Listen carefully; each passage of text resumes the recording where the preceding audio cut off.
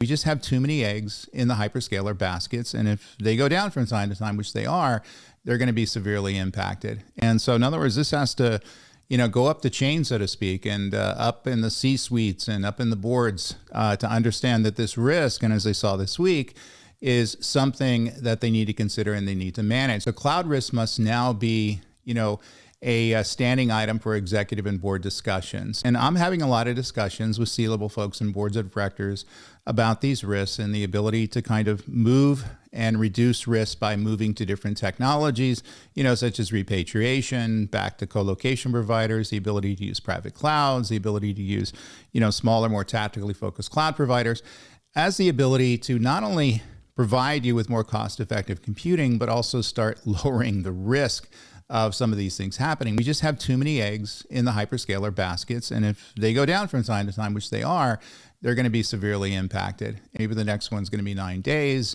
And we're just seeing this kind of stuff happen more and more. And the concern there would be the business would be impacted so much, it would take them down and take them out of the business, and they would have nothing they could do about it, no recourse.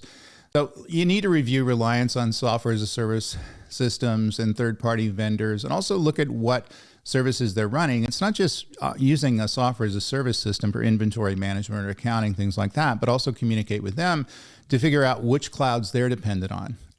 Typically folks like infrastructure as a service providers like AWS, Microsoft, or Google, and what your exposure is going to be. In other words, you have to look at the complete supply chain here, not just at what technology applications you're consuming from, but also what they're using. For example, everybody who tried to order a coffee from Starbucks this week, or get on Netflix and things like that, they didn't know they were on AWS, but now you do, because the outages caused them not to work, and that was because you didn't consider the supply chain. But you're going to get burned if you don't know the direct supply chain of what technology providers you're dependent on and what technology providers they're dependent on. It's extremely important.